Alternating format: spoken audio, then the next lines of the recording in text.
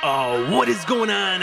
You already know it's Orlando, and today, we got a bunch of My Park 2K20 news. The My Park trailer dropped today, and it set the community off, man. There's a lot of information in that trailer we're gonna go over today. If you guys want to see the full trailer, I'll leave the link down in the description down below for the trailer, but we're gonna show clips of the trailer, show images of the trailer, and discuss everything that we see that is brand new in 2K20, okay?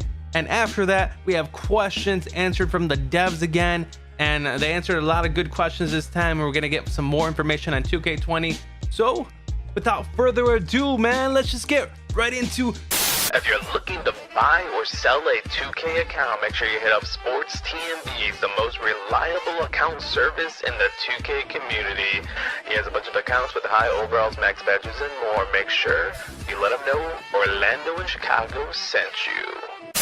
The first thing we noticed in the My Park trailer is that they have added seasonal changes to the neighborhood, Like they have a fall, a winter, and they also have themed holiday parks like Christmas and Halloween and Easter and all of this. They're gonna have a bunch of theme parks, weather changing parks, so it's gonna possibly rain, snow, and all of that.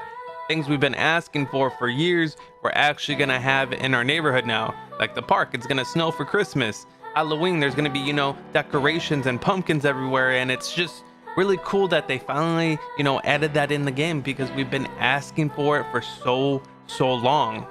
Also in the 2K My Park trailer, y'all see the Wall of Fame. The Wall of Fame is back and it's bigger than ever. It looks like there's tons of names on there, and my name's gonna be on there. I think I'm gonna be like 5th or 6th on the list, but if you guys want to check out the wall, you guys can look for my name on there. But yeah, the wall is back.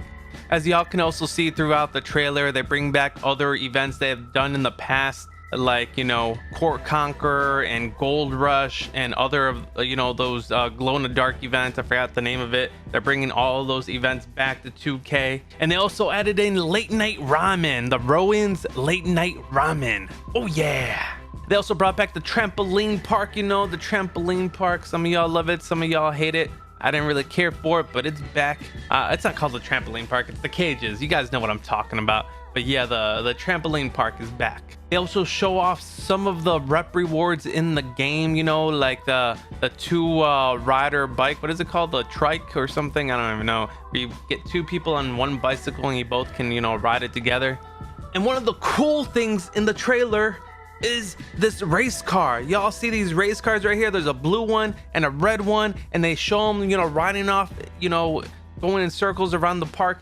It says Formula 2K, so I don't know if we're gonna be able to use the cars and race around in the the track or what, or if it's just for decoration for the formula. But it's really dope, man. That's not something we have seen in 2K ever. They have race cars in the game, and y'all can see they're showing off more park rep rewards like the skateboard, the mascots, like I said, that trike, and the other little bicycle that's the three-wheeler. I think that's a trike, and the other one's called, I forgot what they're called, man, but there are more vehicles. They also added in frisbee or disc, whatever you guys call it. They have the frisbee where you throw it, and I don't know, I'm pretty sure it's gonna be like a side game you guys can play. How they have those events like trivia and red ball, blue ball, and all that. They also improved the dodgeball, which is cool. The dodgeball looks really cool. And they also, if you guys noticed in the trailer as well, they bring in the bobbleheads or the big head event where your player has a bigger head than normal. So that's a pretty cool, different event. I mean, 2K is bringing in a lot of new things from this trailer. They're bringing in a lot of new things, which is good because new is good. That means we're going to be less bored when the game comes out. There's going to be so much to do. And then they actually showed how you rep up now, like in this image right here, you guys can see your man level up. It's really cool.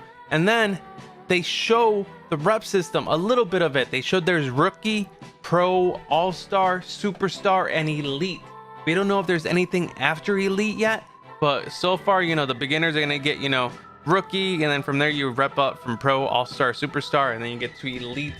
And there may be a legend because Annoying on Twitter was talking about something about like a helicopter for top rep. I don't know if the top rep's really gonna get a helicopter.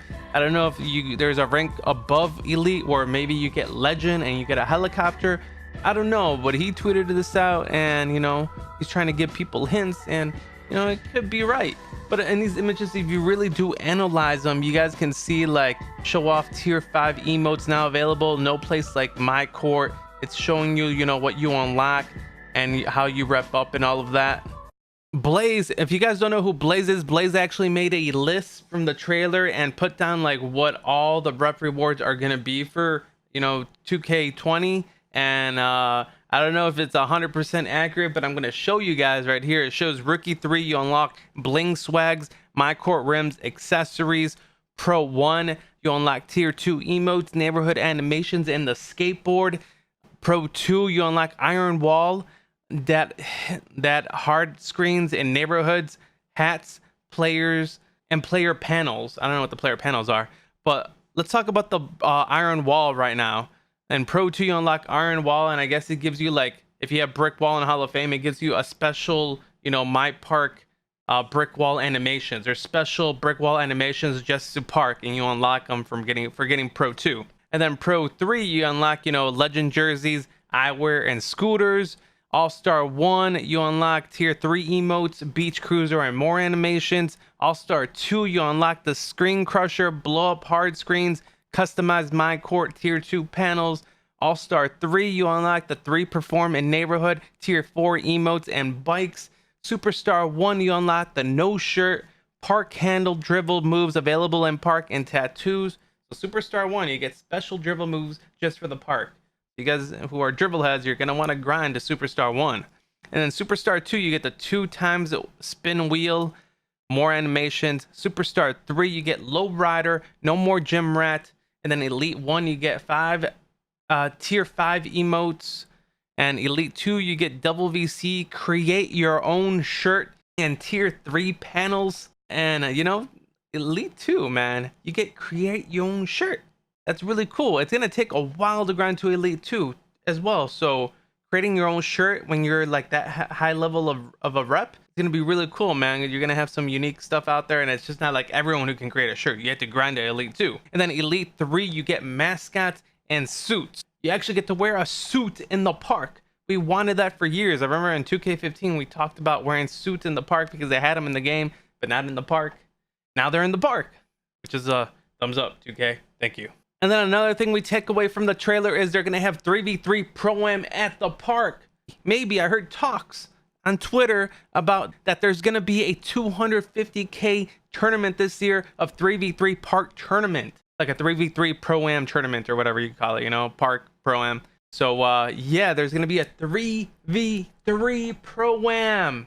I think that is super lit. If there's really a tournament on that, I think it's going to be super competitive because a lot of people prefer, you know, the 3v3 versus the 5v5.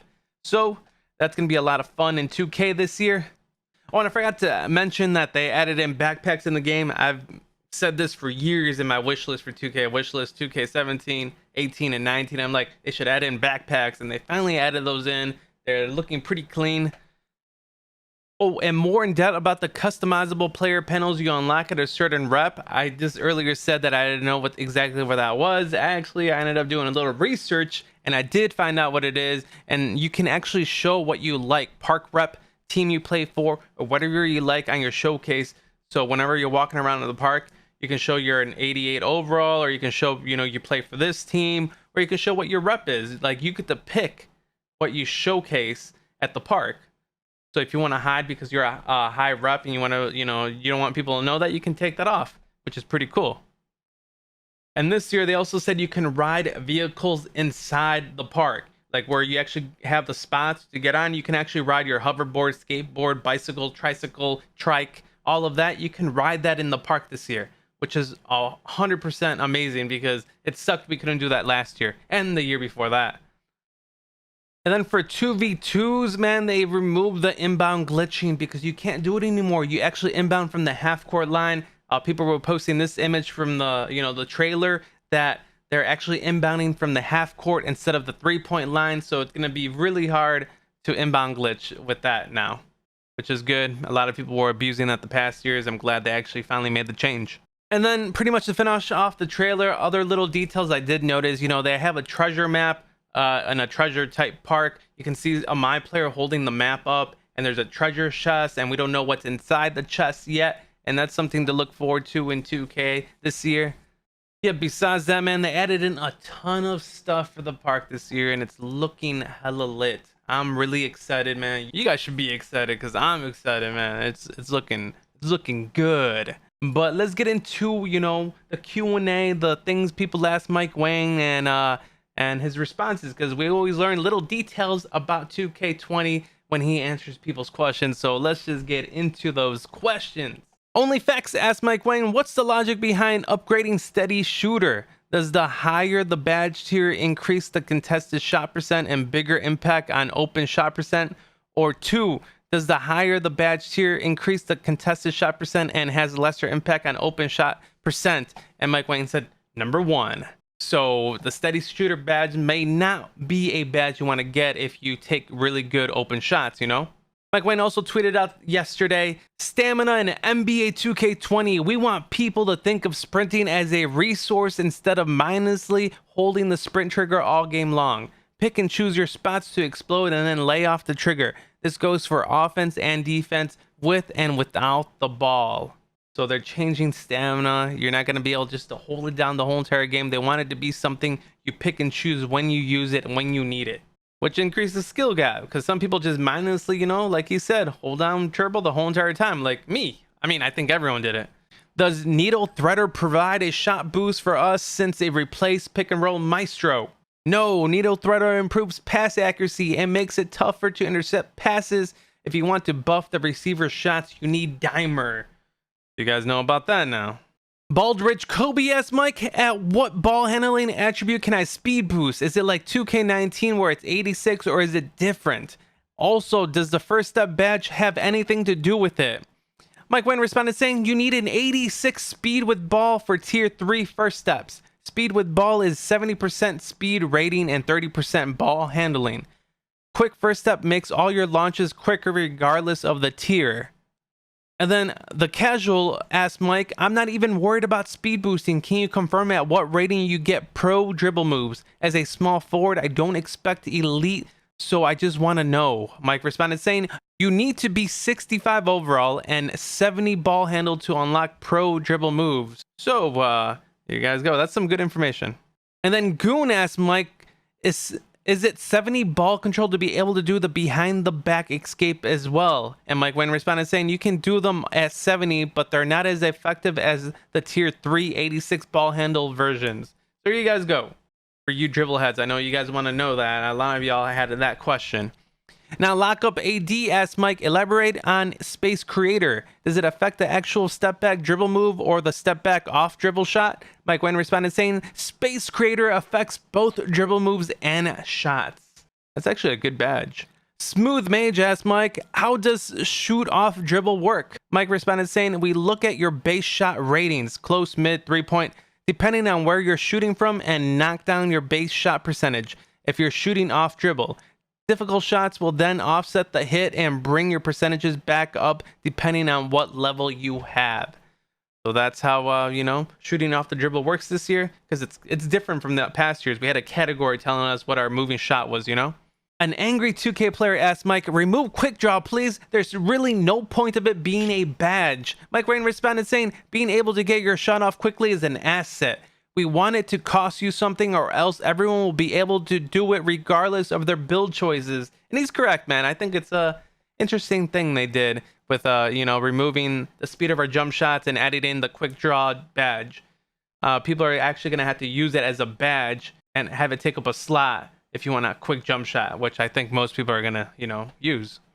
Bold Thing asks Mike, the arrow you see on D in 2K20, is it only an indicator to where the offensive player is going? Is there a way to steal the ball easier if timed right? Mike responded saying, you'll be most successful if you reach when you're sitting on the ball hand side, during a dribble move in a body up ride with someone else, during a fumble, or if you're coming from the blind side. It's a good tip. So you guys who have, you know, pickpocket on Hall of Fame, remember that.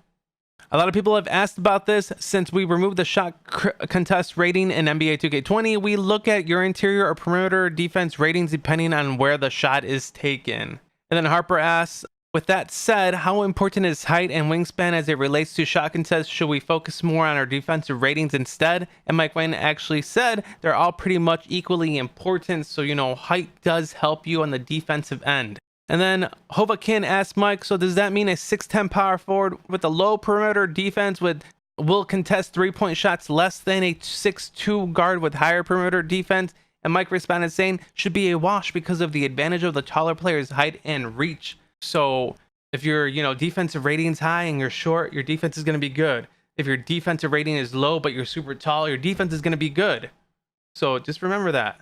Zayday asked Mike, how do the Intimidator and Clamps badges work? Mike responded saying, Intimidator bumps up the effectiveness of shot contests, causing more misses. Clamps is one of my favorite badges. It helps you stonewall ball handlers more often and makes it harder for them to blow by you. Whew. You know, Clamps badge is going to be AIDS in the park. And we also had one more question answered from one of our devs, Zach Timmerman. And Dignify asked, what does the category post moves affect on the playmaking upgrade? Does it allow you to pull off some animations at a higher upgrade? And Zach responded saying, post moves is used to determine success when doing spins, drives, drop steps, hop steps in the post. The higher the rating, the more success you will have in beating your opponent with the move and putting yourself in position to score. It has nothing to do with the shot that follows. So with all that being said, guys, that is all the news we got today. We got a ton of park news, like so much park news. It was a lit day for the community. And now, you know, we're like, what, 7-8 days away from the release of NBA 2K20.